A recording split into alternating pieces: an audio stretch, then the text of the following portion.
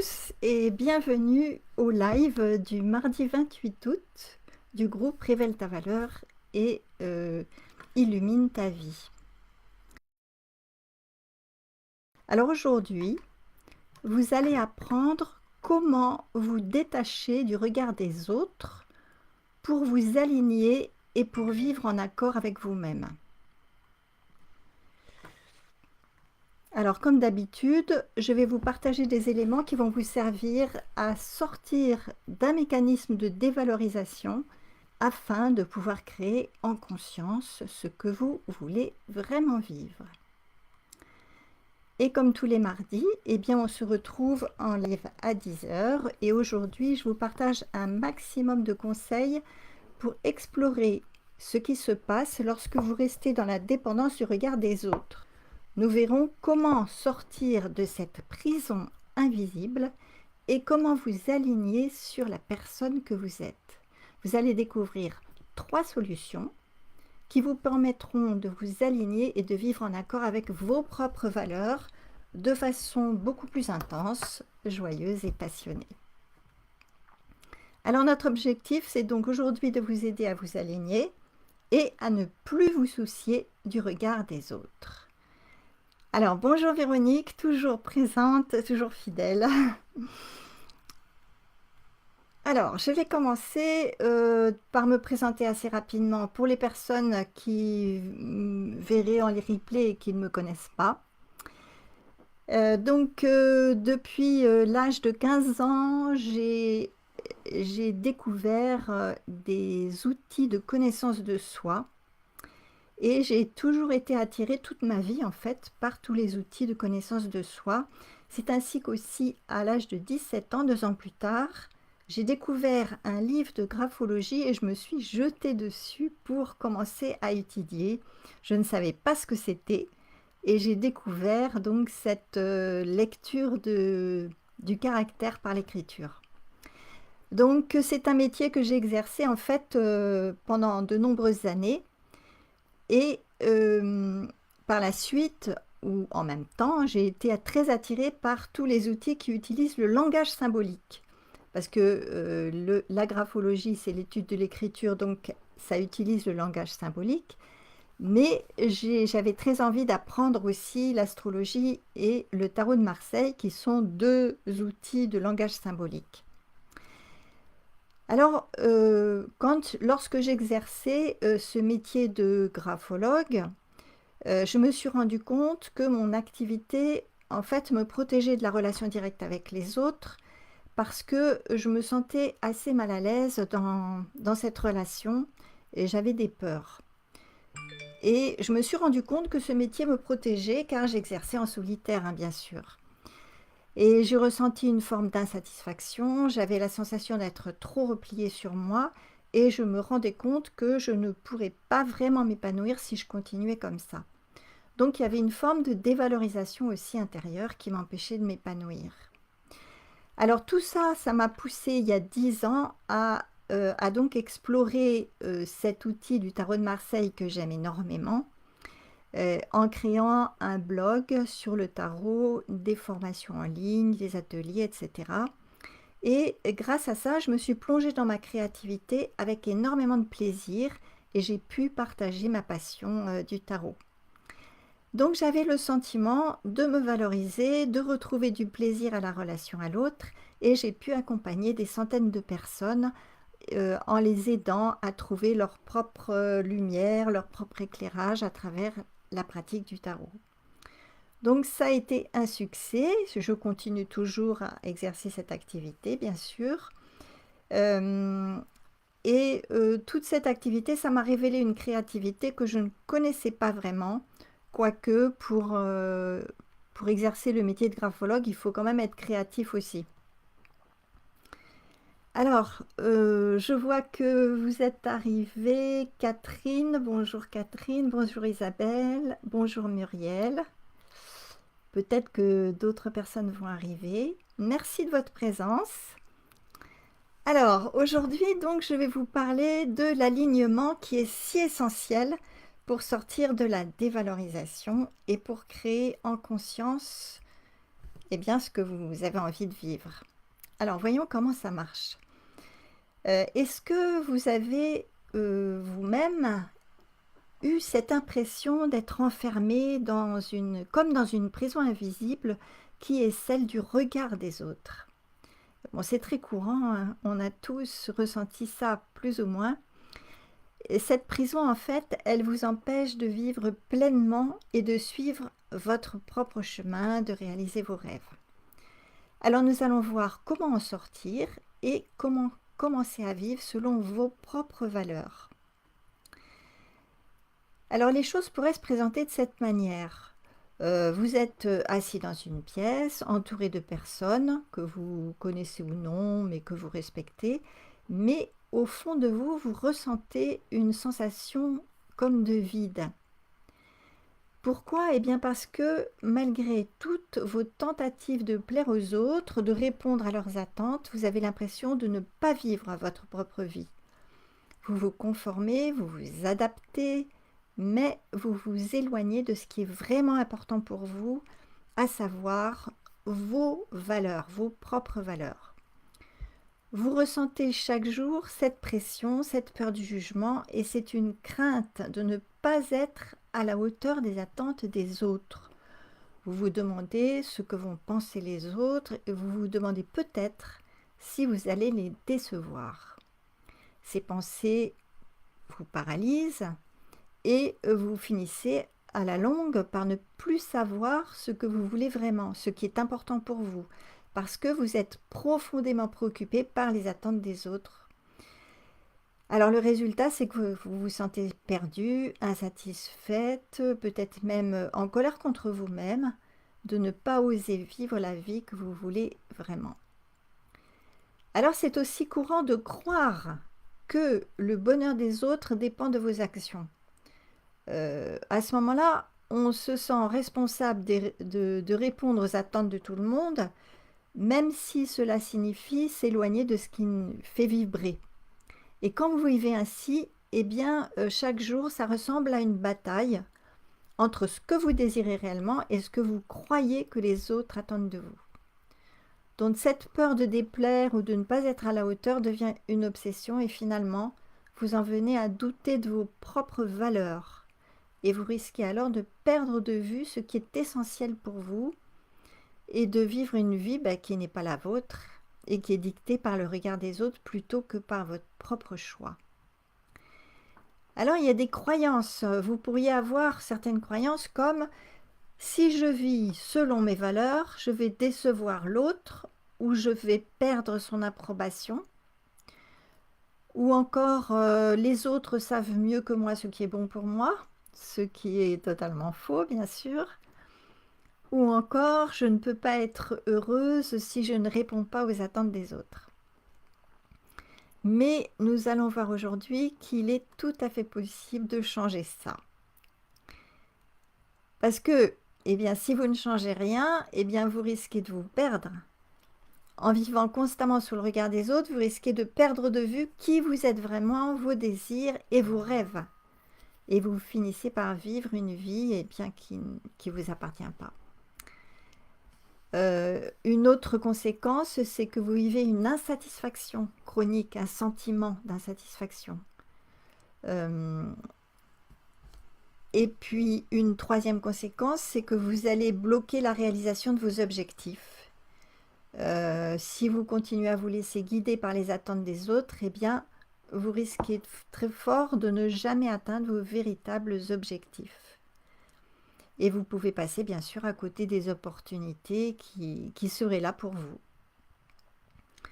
Alors par contre, si vous faites évoluer ce mécanisme, ces croyances, eh bien vous allez retrouver votre véritable identité. Vous allez redécouvrir qui vous êtes vraiment, ce qui vous fait vibrer, ce qui est important pour vous. Vous allez aussi vivre en paix avec vous-même, en vivant en accord avec vos valeurs. Eh bien, ça vous amène une paix intérieure, une satisfaction. Et vous saurez que vous êtes sur le bon chemin, bien sûr, si vous êtes satisfaite. Et puis, vous pourrez créer la vie que vous désirez vraiment. En alignant vos actions sur vos valeurs, vous allez commencer à attirer des situations, des rencontres, des opportunités qui correspondent vraiment à ce que vous voulez vivre. Alors, dès maintenant, vous pouvez me mettre dans le chat quelles sont les valeurs qui sont importantes pour vous, si vous avez pris le temps de les identifier. Surtout, comment vous vous sentez par rapport au regard des autres. Est-ce que c'est important pour vous? Est-ce que ça l'est pas? Ça serait intéressant que vous partagiez vos expériences. Et puis, on reviendra dessus tout à l'heure en prenant un moment d'échange. Alors, je vous propose 3 solutions.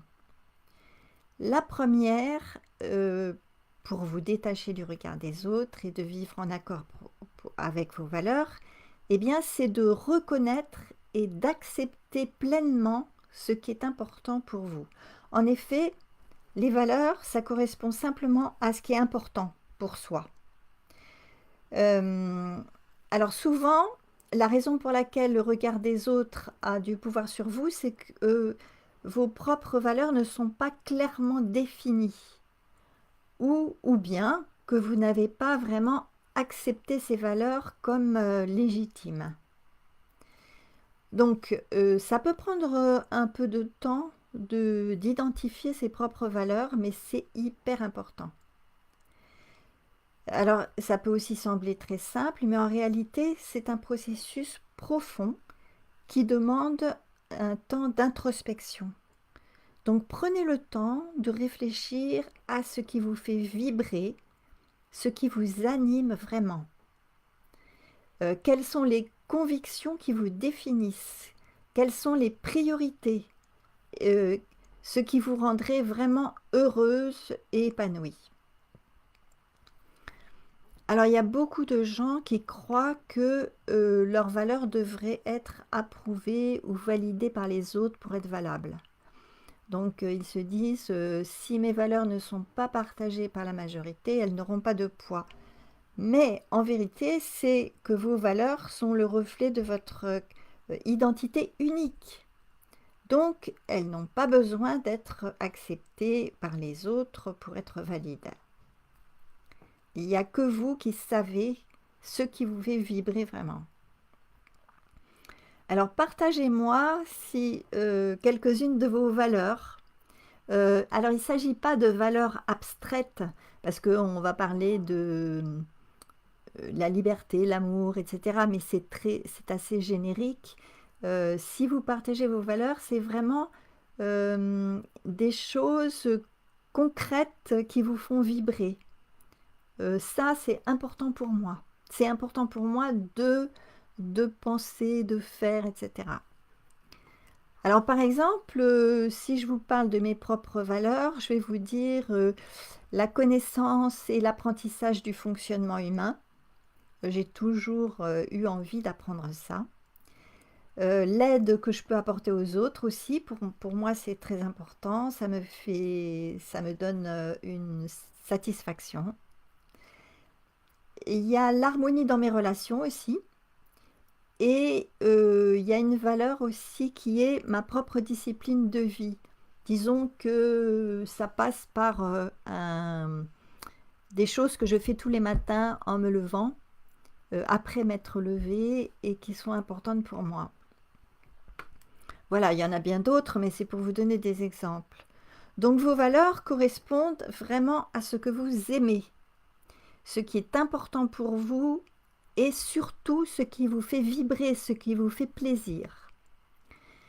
Donc en reconnaissant et en acceptant vos propres valeurs, vous posez les fondations d'une vie qui vous ressemble et vous commencez à ressentir une cohérence intérieure, un alignement qui vous permettra de prendre des décisions de façon beaucoup plus sereine, sans même penser à la peur du jugement en fait.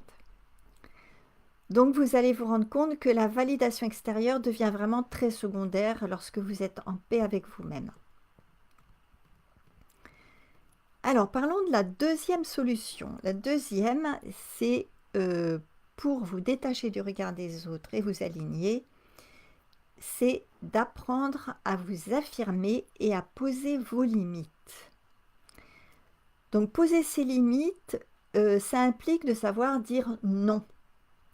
Savoir dire non, c'est essentiel pour protéger vos valeurs et vos désirs.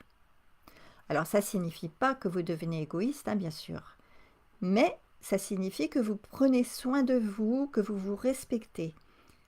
En posant des limites claires, eh bien vous allez montrer aux autres ce qui est acceptable pour vous et ce qui ne l'est pas.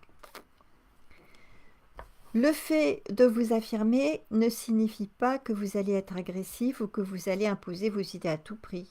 Ça signifie simplement que vous allez exprimer vos opinions, vos besoins et vos limites avec du respect pour vous-même.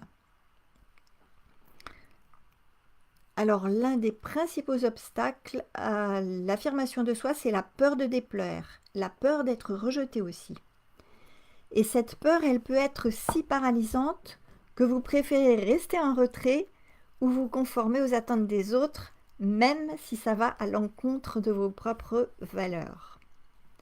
Et pourtant, l'affirmation de soi, c'est une compétence essentielle pour vivre une vie authentique et une vie épanouie. Au passage, j'ai entendu quelqu'un dire que quelqu'un de très très intelligent, très cultivé, dire que dire non, ça demande un effort, dire oui, ça ne demande aucun effort. Donc dire non, ça demande, comment dire autre chose qu'un effort, ça demande d'avoir déjà élaboré à l'intérieur de soi ses propres valeurs, ce qu'on veut, ce qu'on ne veut pas, etc. Alors, parlons aussi des croyances. Il y a de nombreuses personnes qui croient que s'affirmer, ça va nécessairement créer des conflits ou leur faire perdre l'affection des autres. Par exemple, elles vont penser, si je dis ce que je pense vraiment, les autres ne m'aimeront plus. Bon, c'est une croyance qui est fausse, qui peut venir des expériences de l'enfance, hein, bien sûr, mais elle est complètement fausse.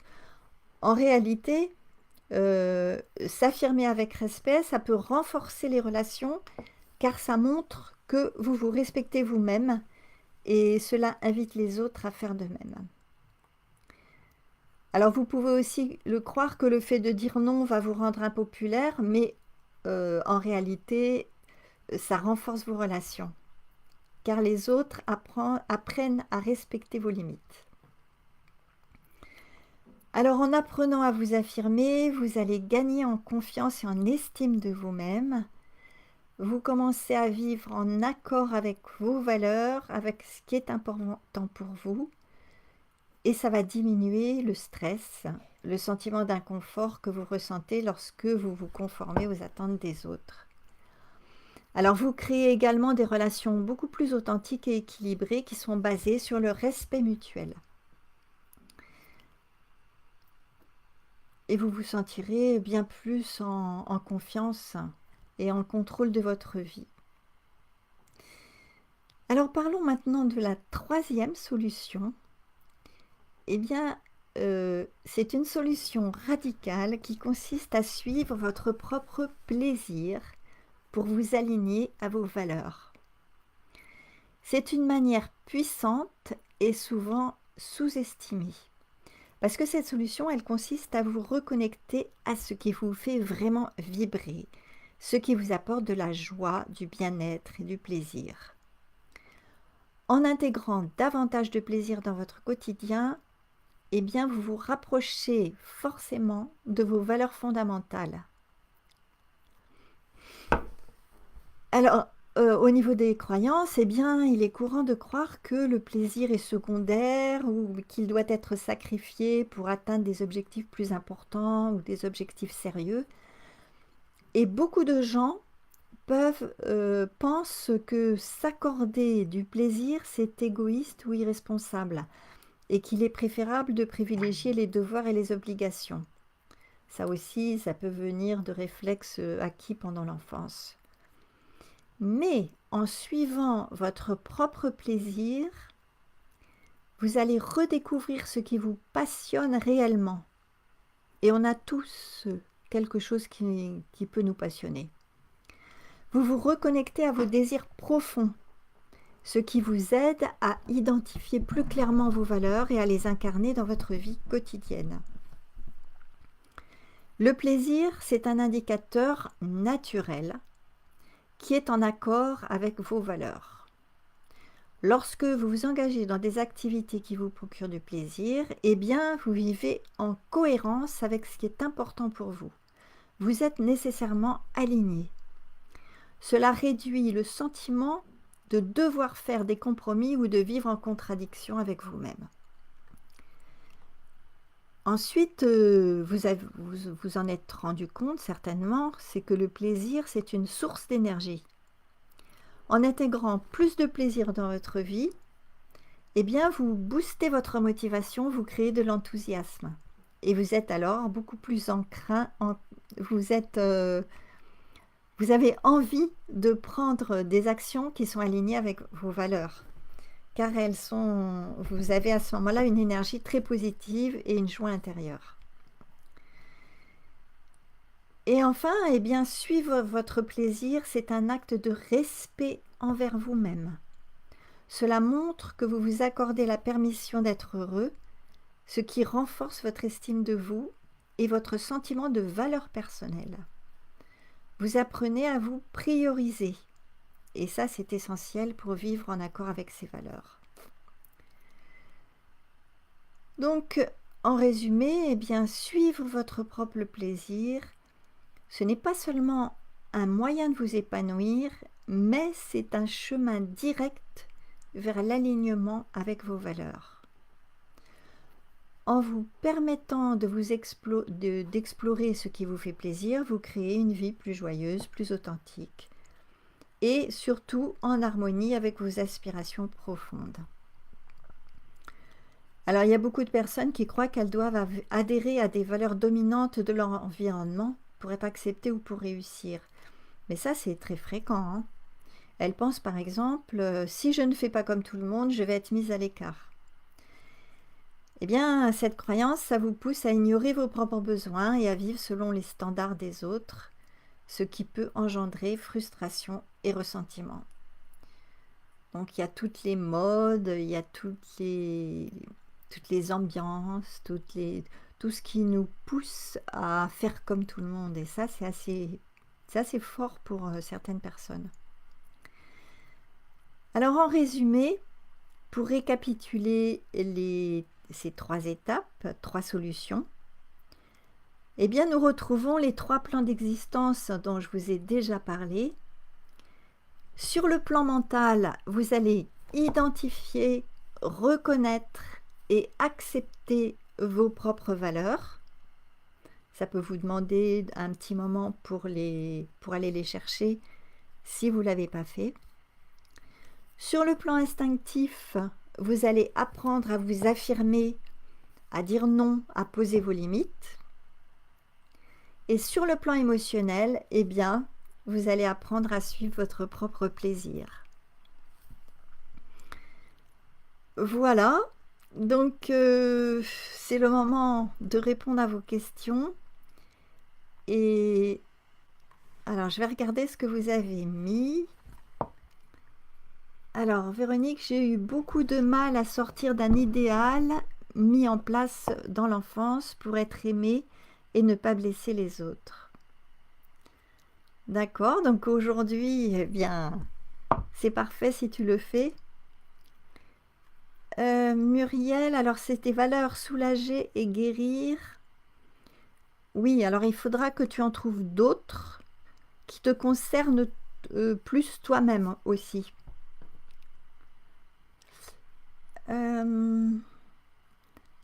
Alors, Véronique, équilibre de vie, harmonie relationnelle, la quête de soi et la quête spirituelle. Oui. Alors, est-ce que vous rencontrez, disons, des difficultés, des obstacles pour suivre vos propres valeurs est-ce que vous êtes... est-ce que vous avez déjà ressenti cette prison, on a parlé de prison, du regard des autres, ou pas? Et si oui, si vous avez trouvé des solutions aussi, peut-être que vous avez trouvé des solutions qui vous conviennent.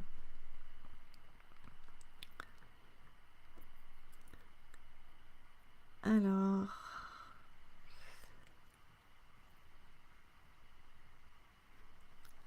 bonjour Laetitia, bienvenue. Martine aussi, bonjour Martine.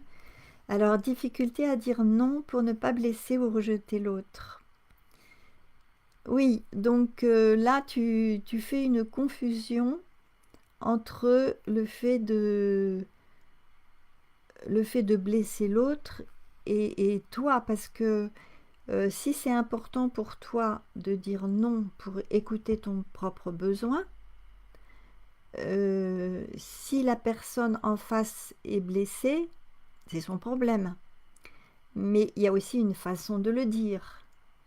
Des personnes, par exemple, qui n'ont pas l'habitude de dire non, si un jour elles veulent le faire, elles vont peut-être le faire d'une façon un peu agressive et ça va pas coller.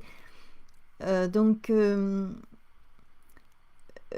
quand tu as besoin de dire non, tu peux aussi expliquer quel est ton besoin.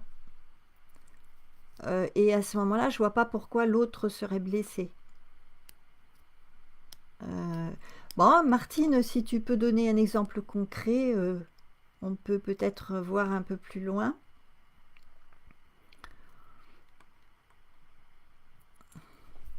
Est-ce que vous arrivez à suivre votre propre plaisir? Est-ce que vous savez où il se trouve? Bon, il y a des gens qui trouvent le plaisir dans le sport, d'autres dans la musique, d'autres dans l'art, d'autres dans, je sais pas, les jeux de société, la lecture. Ça peut être n'importe quoi en fait. C'est juste trouver ce qui fait vibrer, ce que vous avez plaisir à faire. Si vous pouvez le noter dans le chat, ça, ce que vous aimez faire, ce que vous avez du plaisir à faire, ça peut être sympa de partager. Alors Muriel, oui, dans la nature, l'art et les animaux. Donc tu veux dire que tu as du plaisir à être dans la nature. Alors l'art c'est beaucoup. Les animaux, ça peut être des animaux familiers ou d'autres.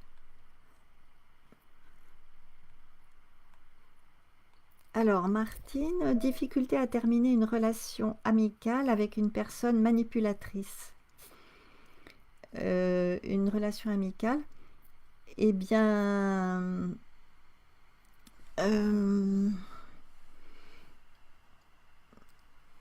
oui, là c'est important, c'est très important de te respecter en fait, que tu ne veux pas être manipulé. Et donc si tu as beaucoup de difficultés à le faire, ben, tu peux aussi prendre un moment ou te faire aider par quelqu'un, prendre une consultation pour ça si c'est très difficile. Sinon, tu peux aussi trouver les moyens de le faire seul. Ça dépend de ce que tu ressens. Véronique, j'ai peur d'être jugée par rapport aux normes de la société.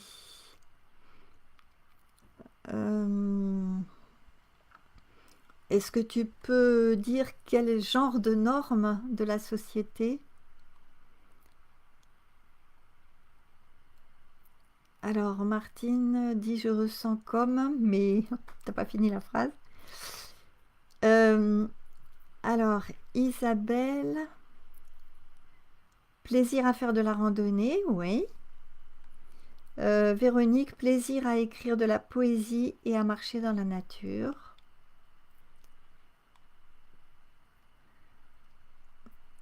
Ouais, Véronique, j'aimerais bien que tu me donnes des exemples de normes de la société. Parce que j'allais dire, je sais pas très bien ce que c'est. Mais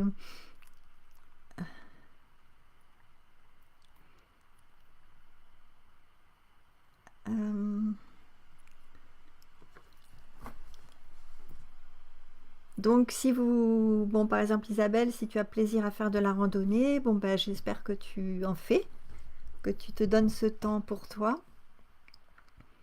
Et à ce moment-là, ça doit te donner de l'énergie, obligatoirement.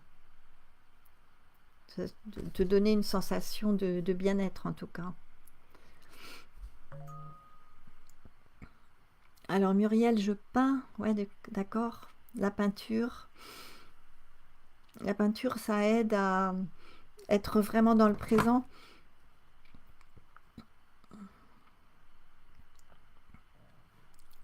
Alors, dans ma relation très difficile avec une mère avec qui je me dois de prendre des distances. Ouais.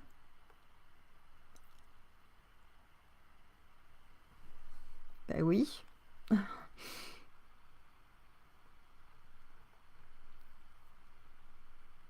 Alors, est-ce que... Alors, je reprends... Martine, difficulté à terminer une relation avec une personne manipulatrice. C'est que probablement que tu as une habitude de ne pas suffisamment te prendre en compte. Et c'est souvent des personnes qui ont du mal à s'affirmer qui rencontrent des personnes manipulatrices. Parce que c'est comme des aimants avec le moins et le plus qui s'attirent. Tu vois, comme si c'était une occasion pour toi d'apprendre à t'affirmer et à te respecter, en fait, à respecter tes besoins. Euh, donc c'est une occasion pour toi de t'affirmer. Tu en as le droit, tu as le droit, le devoir de respecter tes besoins. Et, et peut-être que ça, tu as besoin de te le dire. Tu as besoin de l'intégrer en fait. J'ai tout à fait le droit, enfin c'est... Ouais, je dois respecter mes besoins. Et tu as un besoin de liberté, et tu n'as pas besoin d'être manipulé en fait. Je ne sais pas si ça t'aide que je te dise ça.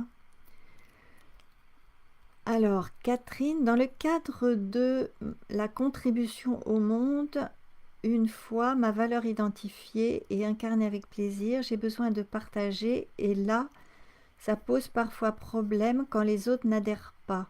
J'ai du mal à lâcher prise et l'impression d'avoir raté quelque chose. Tu dis que tu as besoin de partager ta valeur. Mais pourquoi as-tu besoin tu as besoin de partager quoi en fait? Euh, Voilà, si tu peux expliquer euh, de quoi tu as besoin de partager quoi et pourquoi tu as ce besoin de partager.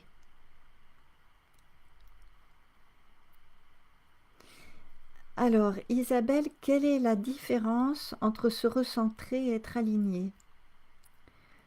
Se recentrer, c'est te recentrer sur toi, sur le besoin qui est là, dans le moment présent.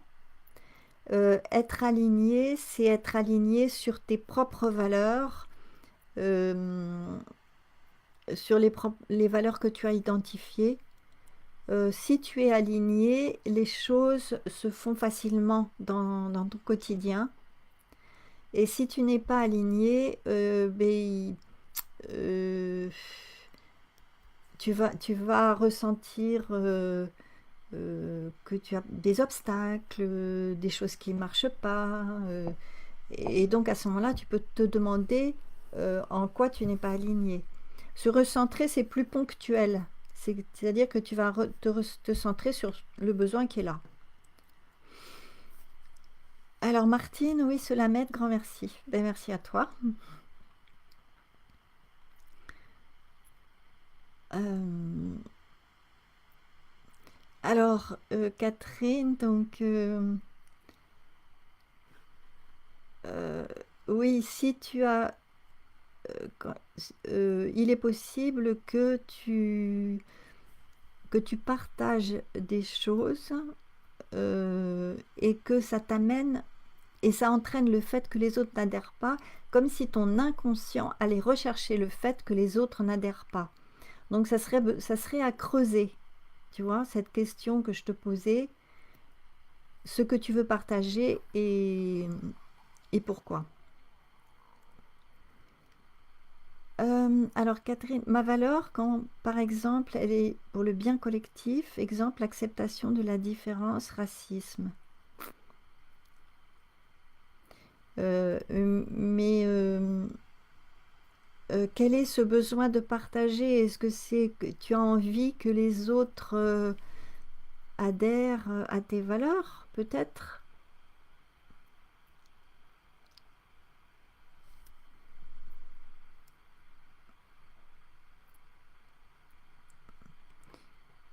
Alors,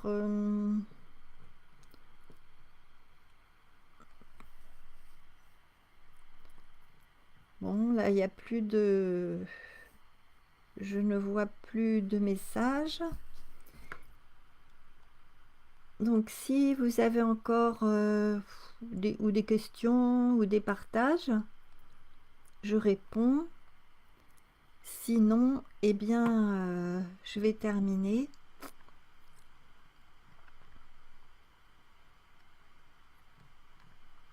On aura l'occasion peut-être de reparler de tous ces questionnements.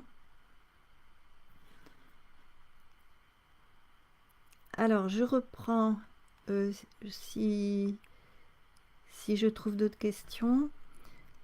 Euh, alors, Isabelle, peux-tu en dire un peu plus sur tes valeurs du matin? Oh, c'est pas des valeurs, c'est un rituel. Bah, c'est-à-dire que le matin, quand je... euh, alors, je soigne mon corps, c'est-à-dire que je vais me brosser le corps avec une brosse spéciale, tout le corps. Ensuite, je vais masser mes pieds aussi. Et puis, je vais me masser le visage pendant 10 minutes, allongé sur mon lit. Après avoir fait un gommage, un masque, un nettoyage, je fais ça tous les jours. Et puis, ce que je fais aussi, c'est 15 minutes de gym tous les matins avec des étirements, des abdos, voilà, quelques trucs. Bon, c'est pas extraordinaire, hein, mais c'est pour entretenir mon corps en fait. Euh, et puis, quelquefois, j'ai un petit rituel aussi avec les cartes du tarot où je suis en train de tester un protocole que je viens de mettre en place qui prend 10 minutes. Voilà, c'est pour démarrer la journée. Voilà, je ne sais pas si ça répond à ta question. La valeur, c'est entretenir mon corps et puis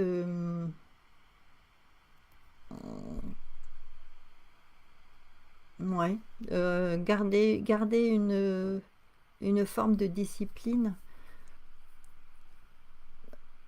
qui me paraît importante pour moi. Enfin bon. Alors Catherine, je ne sais pas, c'est sans doute lié à mon désir de juste faire du bien aux autres. Oui, donc là, tu risques de te mettre dans la posture de sauveur. Je suppose que tu connais le triangle de Karpman. Donc le triangle de Karpman, ça consiste à dire que il y a trois postures, persécuteur, victime, sauveur. Et donc ce sont trois postures qui se complètent et qui tournent. C'est-à-dire que quand on se met dans la posture de sauveur, on va se retrouver nécessairement dans la posture du persécuteur et nécessairement aussi dans la posture de victime, de persécuté. Euh, donc ton désir de faire du bien aux autres, oui, mais si on te le demande. pas... Sinon, ben, les missionnaires, ils avaient le désir de faire du bien aux autres, mais ils les ont persécutés. Euh, donc, si on te demande quelque chose, oui, mais si on te demande rien, on dit que non. Il faut pas vouloir du bien aux autres si l'autre ne t'a rien demandé. Euh, alors Martine, merci de ton éclairage sur l'alignement. Cela résonne en moi et me permet de voir les liens entre ces 3 points que tu nous as développés. Mais merci Martine.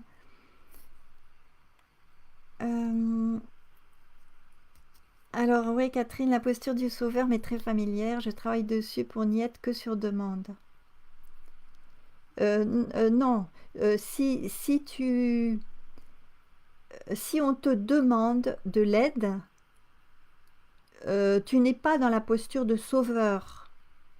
La posture de sauveur, c'est quand on te demande rien. Si on te demande de l'aide, à ce moment-là, c'est ton humanité. Tu es dans ton humanité simplement pour répondre.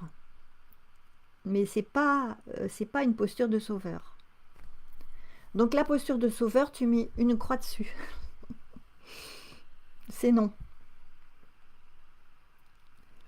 Voilà.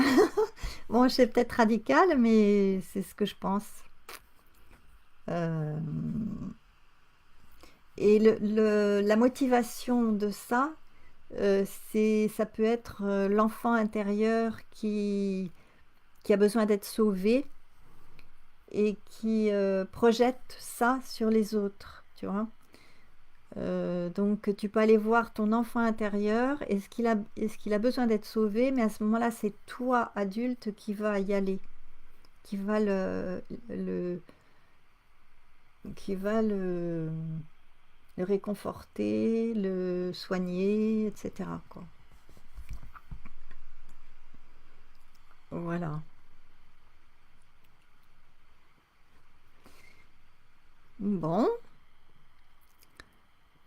alors je vais terminer ce live pour aujourd'hui. Si vous souhaitez qu'on travaille ensemble pour sortir du regard et du jugement des autres et pour vous aligner sur vos valeurs, sur ce que vous voulez vraiment vivre dans votre vie, à ce moment-là, eh bien, vous pouvez m'envoyer un message privé, il n'y a pas de problème. Et puis, on pourra planifier un appel ensemble pour échanger là-dessus et pour voir si je peux vous aider. Voilà. Ben, merci Catherine.